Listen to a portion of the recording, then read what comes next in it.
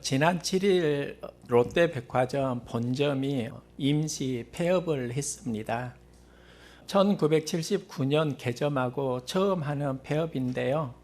3일 폐업으로 매출 손실액이 200억이 넘습니다. 일본의 정박한 유람선 다이아몬드 프린세스호도 감옥이 되었습니다. 내리고자 해도 마음대로 내릴 수 없습니다. 승객 한 명이 코로나 바이러스 확정 판정을 받았고 지금 유람선 전체가 마비되었습니다. 한 명 때문에 대형 백화점이 문을 닫고 수백억 피해를 보고요. 초호화 유람선이 감옥이 됩니다. 코로나 바이러스가 좋은 영향력은 아닙니다. 저는 목회를 하면서 가장 많이 했던 기도가 있습니다. 하나님, 우리 선웅교회에 사람을 보내주세요. 이 기도를 참 많이 했습니다. 이게 저에게 가장 간절한 기도였습니다. 하나님은 다양한 가족을 보내주셨습니다. 눈물겹도록 고마운 가족도 있고요. 또 상처받고 신음하는 가족도 있습니다. 이 만남 속에서 때로는 갈등도 있는 것을 보게 되었습니다. 만남은 좋은 관계로 증명이 되어야 하는데 삶의 현장에는 극복해야 하는 과제가 있습니다. 그런데 지금 제가 기도하는 내용은 조금 달라졌습니다. 전에는 사람을 보내주세요. 이런 기도에서 지금 저는 선한 영향력을 행할 수 있는 사람을 보내주세요. 조금 구체적으로 바뀌었습니다. 또 하나는 하나님이 보내주신 가족이 선한 영향력을 행하는 사람으로 세워져 가게 해주세요. 제가 목회자로 가장 만나고 싶은 사람은 선한 영향력을 행하는 분, 그분을 제일 만나고 싶고요. 또 하나는 내가 목회를 하면서 닮아가고 싶은 분이 바나바입니다. 바나바는 착한 사람이요 성령과 믿음이 충만한 사람이라 이에 큰 무리가 주께 더하여지더라. 바나바의 영향력으로 교회에 큰 무리가 더하여졌습니다. 수적인 성장이 있습니다.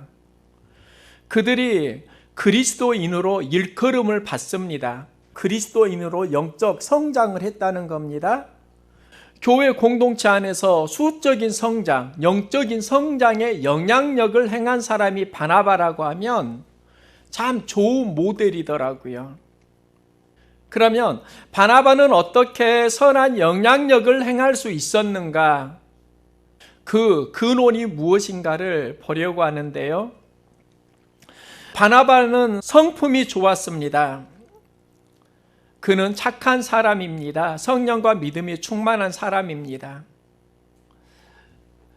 바나바는 착하고 성령과 믿음이 충만한 사람이다. 신앙 공동체에서 선한 영향력을 행하려면 성품과 믿음이 좋아야 합니다. 우리는 이런 질문을 할 수 있습니다. 그래도 성품보다 믿음이 중요하지요. 조심스럽지만 목회를 하면서 중요한 것은 성품일 수 있다. 구원은 믿음이 중요합니다. 믿음으로 구원을 받으니까 내 개인적인 신앙에는 믿음이 참 중요한데 공동체에서 선한 영향력을 행하려고 하면 성품이 중요합니다. 믿음은 있는데 갈등을 일으키는 경우가 많이 있습니다. 반드시 믿음과 성품이 함께 다듬어져야 합니다. 예수님은 하나님께 영광 돌리는 삶을 소망하셨는데요. 산상수훈에서 말씀합니다. 이같이 너희 빛을 사람 앞에 비추게 하여 저희로 너희 착한 행실을 보고 하늘에 계신 너희 아버지께 영광을 돌리게 하라. 하나님께 영광을 어떻게 돌릴 수 있는가? 너희 착한 행실을 보고 말씀합니다. 성품이 좋아야 하나님께 영광을 돌린다. 예수님은 믿음도 대단하셨지만 성품이 좋았습니다. 제자들을 사랑하시되 끝까지 사랑하십니다. 기적을 일으키는데 그 동인이 그들을 불쌍히 여기사 긍휼히 여기사, 이건 마음의 성품 이야기입니다. 지금 그리스도인들이 믿음이 많이 약화되었다. 저는 그걸 느낍니다.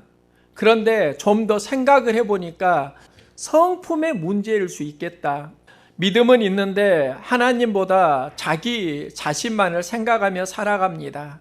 믿음의 문제가 아니라 성품의 문제일 수 있습니다. 우리는 하나님을 주님이라고 고백합니다. 하지만 우리의 삶의 현장은 하나님이 주님이 아니라 하나님은 손님이고 내가 원하는 대로 살아갑니다. 이건 성품의 문제일 수 있습니다. 믿음의 성품이 좋아야 선한 영향력을 행합니다. 바나바가 초대교회에서 선한 영향력을 행할 수 있었던 그 동인이 무엇인가? 그는 착한 사람이었다. 성품이 좋았다는 것입니다.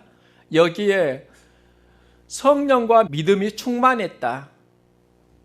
성품에 믿음이 더해지니까 선한 영향력이 나왔다는 겁니다. 믿음이 자라고 착한 성품이 더불어 자랄 수 있기를 소망합니다. 이 기도해야 된다고요.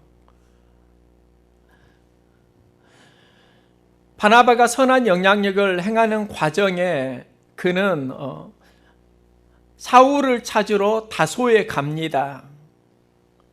이 사울이 바울을 이야기하고요. 또 이 바울은 바나바의 동역자라고 할 수 있습니다. 바나바는 동역자를 찾아서 다소에 갔다는 겁니다.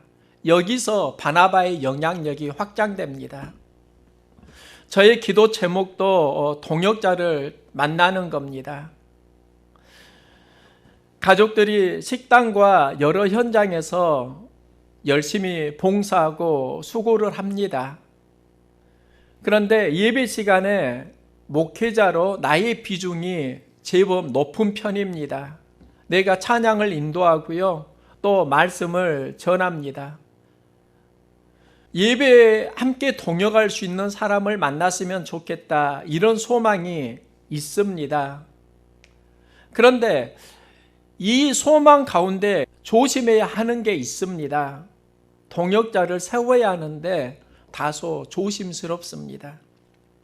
동역자가 역할을 못하면 도리어 사역이 어려워지는 경우도 있습니다. 바나바가 동역자를 세우기 위해 바울을 찾아 다소에 가는데 이 바울이 누구인가? 특별한 특징이 있습니다. 바울은 유대교 전통에서 하나님을 열심히 섬겼습니다. 그 신앙 전통이 그리스도인들과 충돌하니까 그들을 핍박합니다. 스데반을 죽이는데도 앞장을 서고 다메섹에 있는 많은 그리스도인들을 잡아 가두려고 가고 있었습니다. 이 다메섹 도상에서 바울은 예수님을 만나게 되는데요. 우리가 보아야 하는 특별함이 있습니다. 주여 누구시니까? 주님의 음성을 듣습니다. 나는 내가 핍박하는 예수라. 살아계신 예수님을 만나고 그의 신앙은 새롭게 전환됩니다. 핍박하던 사람이 전도자가 됩니다. 이건 우리가 보통 다 알고 있는 이야기입니다. 그런데 보다 중요한 거 하나가 있습니다. 그는 예수님을 만나고 질문합니다. 주여, 내가 무엇을 하리이까? 바울에게 나타나는 특별함입니다. 내가 무엇을 하리이까? 여기서 내가 예수를 만나고 무엇을 해야 하는지 알게 되고 바울 사명이 됩니다. 바울은 예수님을 만나고 사명을 생각한 특별한 사람입니다. 우리는 예수를 만났다. 여기에서 바울의 특별함을 찾는데 바울이 진짜 특별해지는 이유는 예수를 만나고 사명을 찾았다는 겁니다. 우리도 예수를 만난다고요. 사명을 소멸하면 동역자로 감당하기가 어려운 겁니다. 바울은 믿는 자이면서도 동시에 사명자였습니다. 바나바는 사명자 바울을 만나러 가고 그를 동역자로 초대합니다. 여기에서 영향력이 나오는 겁니다. 바나바는 다소에 있는 바울을 찾아갈 때 다소는요, 바울의 고향입니다. 바울이 이 다소에서 무명의 그리스도인으로 있습니다. 전에는 예루살렘에서 복음의 영향력을 행했는데 그의 생명이 다른 사람보다 훨씬 더 강하게 위협을 받습니다. 유대교로 있다가 기독교로 전향하니까 유대교에 있던 수많은 사람들이 바울을 죽이려고 계략을 꾸밉니다. 그런 상황 속에서 바울은요, 다소에 가게 되고 그 다소에서 그는 무명의 삶을 삽니다. 이 다소에 머무르는 바울을 안디옥에 초대를 하게 되고 함께 사역을 감당합니다. 이 시대에 두 가지의 영적 아픔이 저에게 느껴집니다. 하나는 새가족 퍼센티지가 예전보다 자꾸 줄어들고 있다는 겁니다. 그런데 또 하나는 많은 믿음의 그리스도인들이 사명을 잃고 무명으로 살아가고 있다. 이것도 한국 교회의 아픔 중에 하나입니다. 지금 사역 현장에서 많이 쓰임을 받다가 쉬고 있는 분들도 있고요. 또 그분들이 다시 사명이 살아나게 된다고 하면 한국 교회의 부흥은 새로운 전환점을 맞이할 수도 있지 않을까. 현장에서 그 생각이 저에게 드는 겁니다. 바나바가 바울을 찾아가는데 그 바울은 예수를 만난 사람이면서 사명을 받은 사람이었습니다. 저는 목회를 하면서 나에게 주어진 가장 큰 사명이 무엇일까? 목회자에게 가장 중요한 건 말씀을 전하는 사명입니다. 이 사명이 나의 의지대로 안 될 때가 있습니다. 말씀을 준비하는데 사람이 없으면 말씀 사명을 감당하기가 어렵습니다. 또 사람은 있는데 듣는 사람이 없으면 그때도 어렵습니다. 실제로 이런 때가 있었습니다.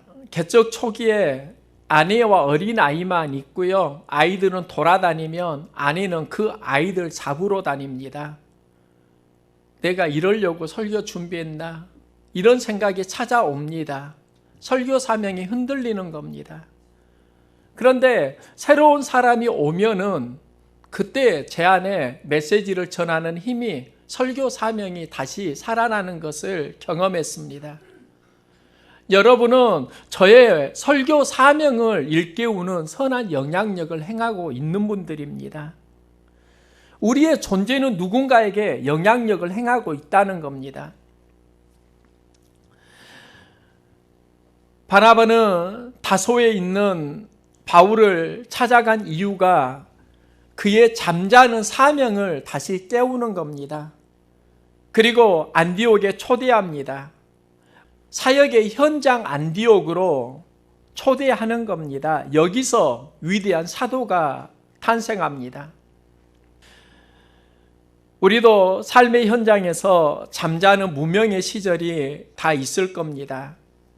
이 현장에서 바나바는 안디옥으로 바울을 초대하고요. 여기서 동역하면서 그 선한 영향력은 그리스도인이라는 칭함으로 성장합니다. 즉 처음에는 바나바를 통해서 하나님 앞에 큰 무리가 나와왔습니다. 양적 부흥입니다. 바울과 함께 그들을 양육합니다. 하나님 말씀으로 가르칩니다. 그리고 그들이 그리스도인이라 일컬음을 받습니다. 영적인 성장을 하는 겁니다. 수가 많아지는 삶, 그리고 그들이 그리스도인으로 성장하는 삶, 이게 하나님이 가장 원하시는 영향력 아닐까요? 예수님이 이 땅에 오신 것은 현장에 오셨습니다.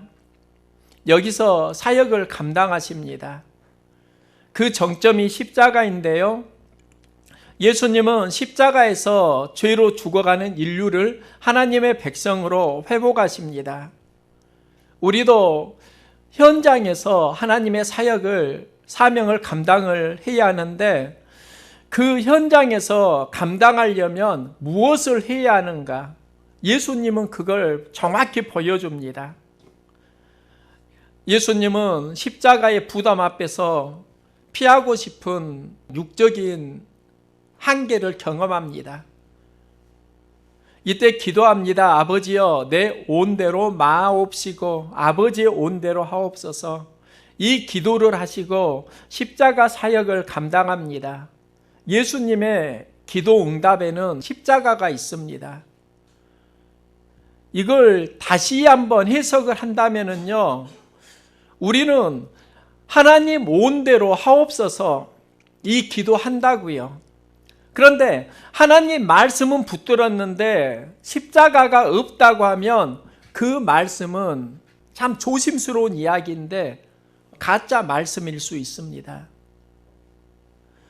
하나님께서 우리에게 여러 축복을 주십니다. 물질 축복도 우리가 하나님 안에서 누려야 하는 중요한 겁니다. 그런데 물질 축복에도 생각을 해보면 사용에 대한 십자가가 있습니다. 하나님 우리에게 직분을 주십니다. 그 직분을 감당하는 십자가가 있습니다. 이때 선한 영향력이 나오는 겁니다. 예수님은 십자가를 감당하는 말씀을 받습니다. 여기에서 선한 영향력이 나옵니다. 예수님은 십자가에 올랐습니다. 십자가에 올랐다. 이건 사역을 감당한다는 이야기입니다. 그런데 사역의 현장에서 예수님이 집중하신 게 있습니다. 십자가 위에서 두 종류의 포도주가 나오는데요. 하나는 쓴 포도주입니다. 모략을 탄 쓴 포도주. 이 쓴 포도주는 고통을 잊게 하는 마취제 역할을 합니다.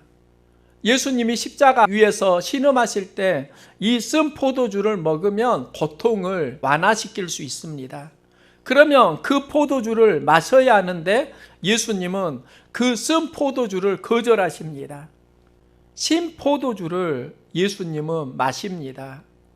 신 포도주는 정신이 힘들 때, 몽롱해질 때 정신을 확 차리게 하는 그런 역할을 합니다. 아픔을 잊으려고 하면은 쓴 포도주를 마셔야 하는데 도리어 정신이 확 살아나게 하는 신 포도주를 마십니다. 이걸 어떻게 이해를 해야 하는가? 예수님은 십자가 사역의 현장에서 고통이 아니라 사명에 집중했다는 겁니다. 온전한 정신으로 사명을 감당하길 원하셨다는 겁니다.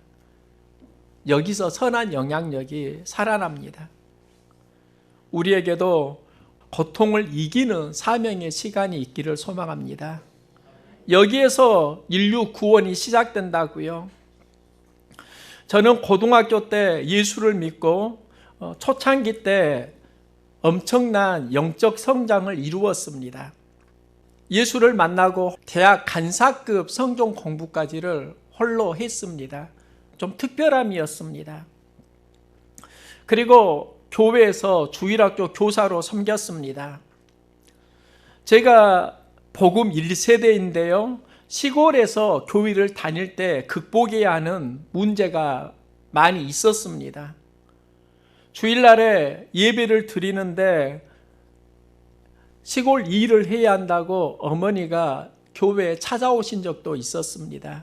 헌주야, 농약해야 돼야. 혼자 못 하시니까 답답하셔가지고 저에게 도와달라고 찾아오신 겁니다. 때로는 울면서 교회에 간 적도 있습니다. 어려운 환경에서 교회를 갔고요. 교사 10여 년을 했는데 한 번도 결석한 적이 없습니다. 지금 생각을 해보니까 제 안에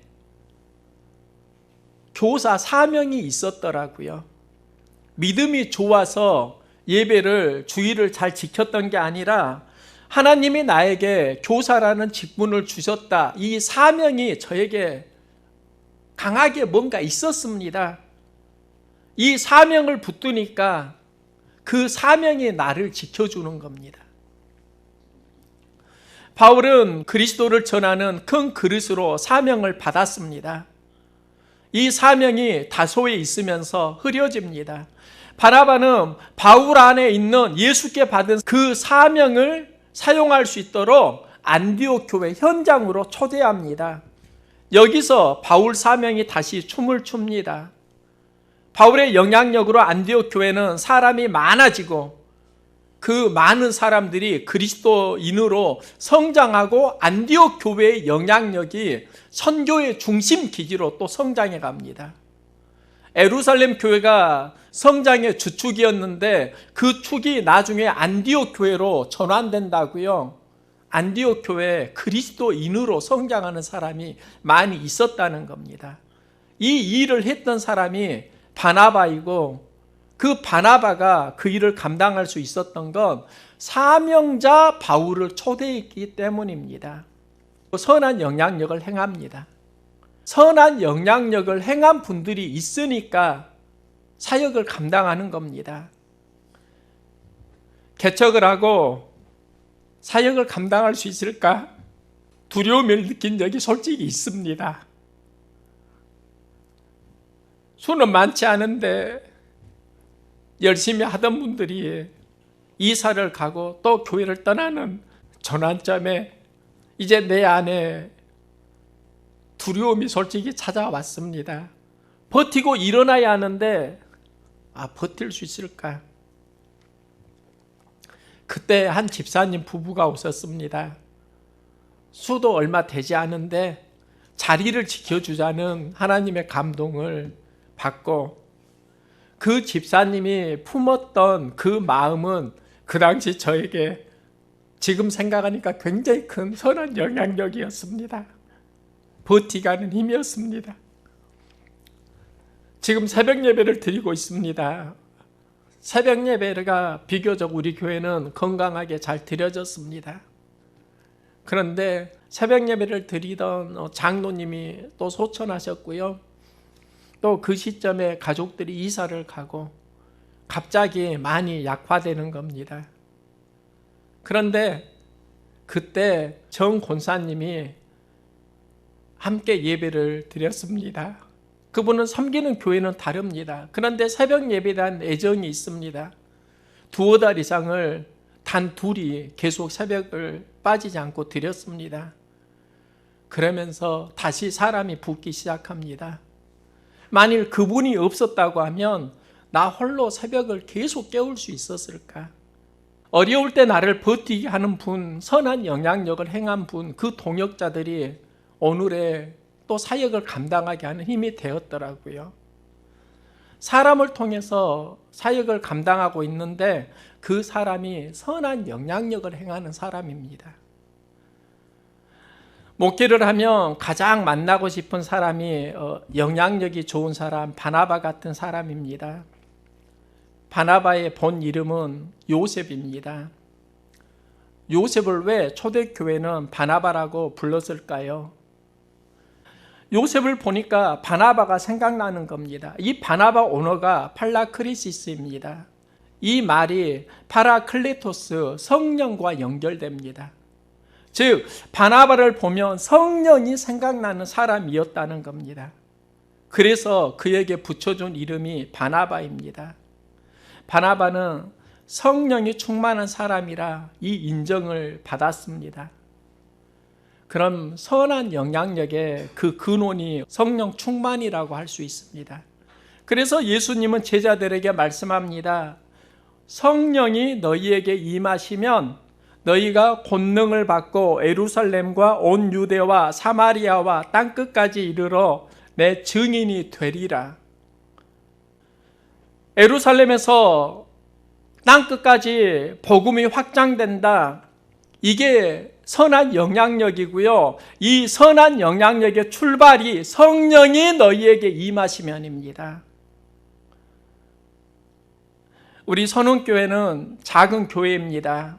어떤 마음을 품느냐에 따라서 영향력은 크게 행해질 수 있습니다.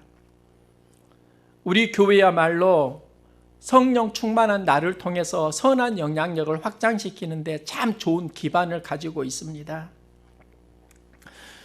그러면 성령 충만이 무엇일까? 내 눈이 성령의 눈으로 바뀌는 게 성령 충만이라고요. 내 언어가 성령의 조명을 받아서 성령 언어로 바뀌는 것, 이게 성령 충만이라고요. 내 기분과 감정이 성령의 조율을 받아서 하나님의 사랑으로 선포되어지는 것, 이게 성령 충만이라고요. 성령 충만은 소리를 높여서 하나님께 크게 기도하는 것, 그게 성령 충만이 아닙니다.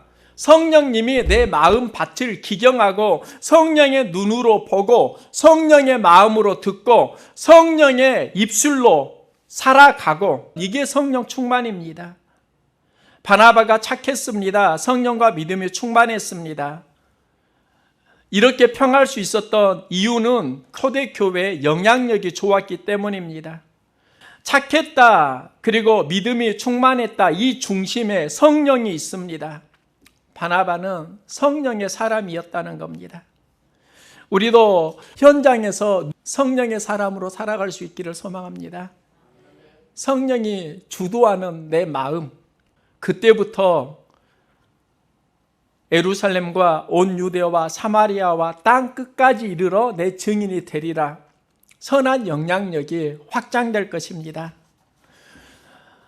귀한 만남을 하게 주신 하나님 감사하고요. 선한 영향력의 관계를 소망합니다.